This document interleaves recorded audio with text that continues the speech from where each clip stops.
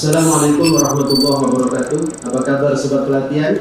Pada kesempatan ini saya akan menyampaikan materi tentang pengembangan modul ajar yang meliputi konsep modul ajar, prinsip-prinsip, kriteria, komponen, dan prosedur penyusunan modul ajar. Kita mulai dari yang pertama, yaitu tentang konsep modul ajar atau biasa disebut dengan MA. Modul ajar adalah salah satu perangkat ajar sama seperti RPP yang memuat perencanaan pembelajaran di kelas. Namun pada modul ajar terdapat komponen yang lebih lengkap dibandingkan RPP. Modul ajar adalah sejumlah alat atau sarana media, metode, petunjuk, dan pedoman yang dirancang secara sistematis dan menarik agar proses kegiatan pembelajaran dapat berjalan dengan baik. Sobat pelatihan yang berbahagia, modul ajar merupakan implementasi dari ATP atau alur tujuan pembelajaran yang dikembangkan dari CP dengan profil pelajar Pancasila dan profil pelajar Rahmatul Alamin sebagai sasarannya. Modul ajar disusun sesuai fase atau tahap perkembangan peserta didik, mempertimbangkan apa yang akan dipelajari dengan tujuan pembelajaran dan berbasis perkembangan jangka panjang. Guru perlu memahami konsep mengenai modul ajar agar proses pembelajaran menarik dan bermakna. Tujuan modul ajar yang pertama adalah mengembangkan perangkat ajar yang memandu guru untuk melaksanakan pembelajaran. Yang kedua, mempermudah, memperlancar, dan meningkatkan kualitas pembelajaran. Yang ketiga, menjadi rujukan bagi guru dalam melaksanakan kegiatan pembelajaran. Dan yang keempat, menjadi kerangka kerja yang menggambarkan prosedur dan pengorganisasian kegiatan pembelajaran sesuai dengan capaian pembelajaran. Di sini, guru memiliki keleluasaan. Guru memiliki kemerdekaan untuk satu, memilih atau modifikasi modul ajar yang disediakan oleh pemerintah untuk disesuaikan dengan karakteristik peserta didik, atau yang kedua, menyusun sendiri modul ajar dan mengembangkannya sesuai dengan karakteristik peserta didik. Yang kedua, prinsip-prinsip penyusunan modul ajar. Penyusunan modul ajar harus memperhatikan beberapa hal, antara lain satu, karakteristik, kompetensi, dan minat peserta didik di setiap fase. Yang kedua, perbedaan tingkat pemahaman dan variasi jarak atau gap antar tingkat kompetensi yang bisa terjadi di setiap fase. Yang ketiga, perbedaan tingkat pemahaman dan variasi jarak atau gap antar tingkat kompetensi yang bisa terjadi di setiap fase. Yang melihat dari sudut pandang pelajar bahwa setiap pelajar atau setiap peserta didik itu adalah unik. Antara satu dengan yang lainnya memiliki keunikan masing-masing. Berikutnya, bahwa belajar harus berimbang antara intelektual, sosial, dan personal, dan semua hal tersebut adalah penting dan saling berhubungan. Dan yang berikutnya, tingkat kematangan setiap peserta didik tergantung dari tahap perkembangan yang dilalui oleh seorang peserta didik dan merupakan dampak dari pengalaman sebelumnya. Sobat pelatihan yang berbahagia, yang ketiga, kriteria dalam penyusunan modul ajar.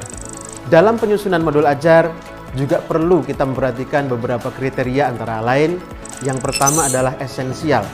Pemahaman konsep dari setiap mata pelajaran melalui pengalaman belajar dan juga lintas disiplin. Dan yang kedua, modul ajar harus disusun menarik, bermakna, dan menantang.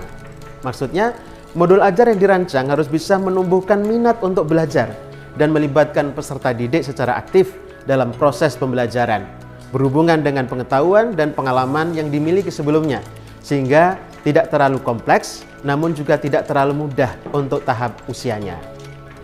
Yang ketiga adalah relevan dan konseptual. Maksudnya berhubungan dengan pengetahuan dan pengalaman yang dimiliki sebelumnya dan sesuai dengan konteks di waktu dan tempat peserta didik berada. Yang keempat adalah berkesinambungan, artinya adanya keterlibatan alur kegiatan pembelajaran sesuai dengan fase belajar peserta didik.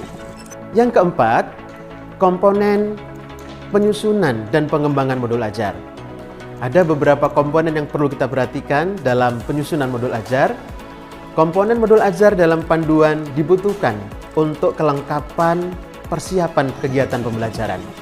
Komponen modul ajar bisa ditambahkan sesuai dengan pelajaran dan kebutuhan.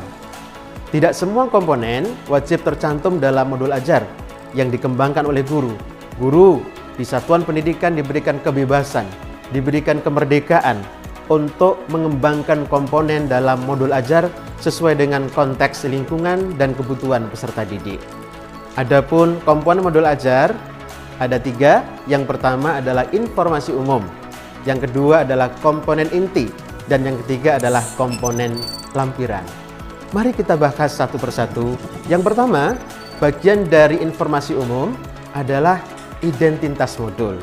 Informasi tentang modul ajar yang dikembangkan terdiri dari nama penyusun, nama lembaga, kemudian tahun disusunnya modul ajar.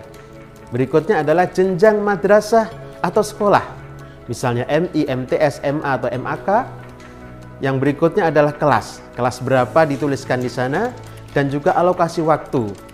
Penentuan alokasi waktu yang digunakan adalah alokasi waktu sesuai dengan jam pelajaran yang berlaku di unit kerja masing-masing. Yang kedua, bagian dari informasi umum adalah kompetensi awal.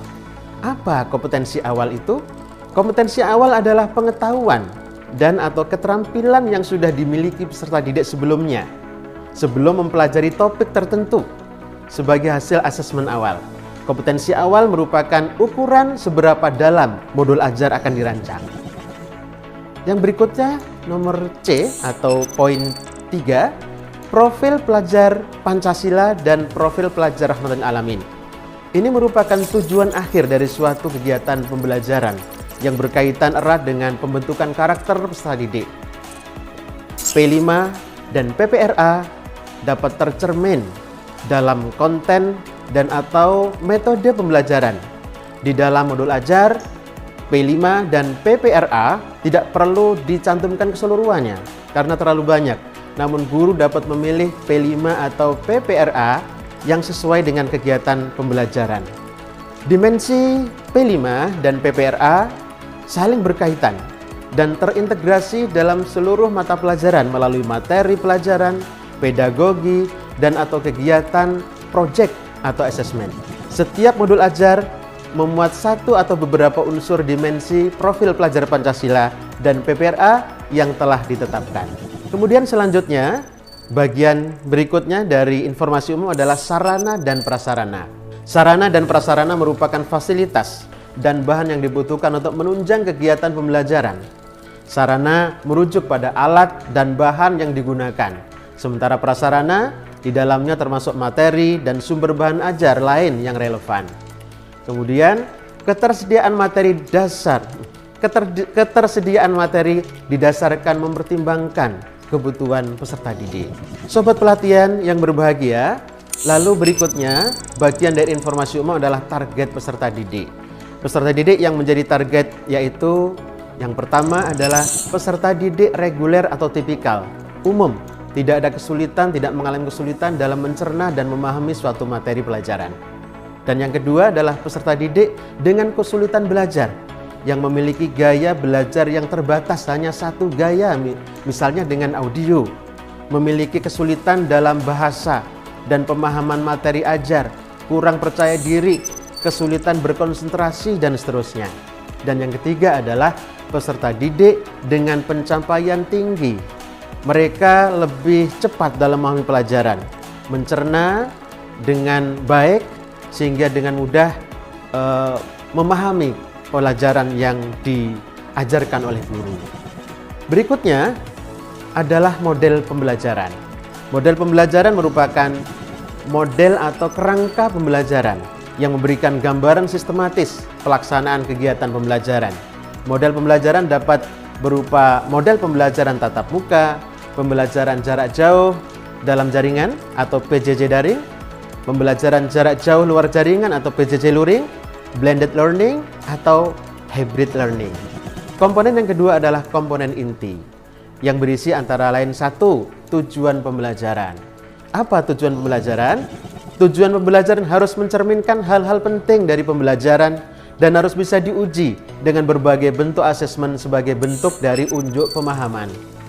Tujuan pembelajaran juga menentukan kegiatan belajar, sumber daya yang digunakan, kesesuaian dengan keberagaman peserta didik, dan metode asesmen yang digunakan.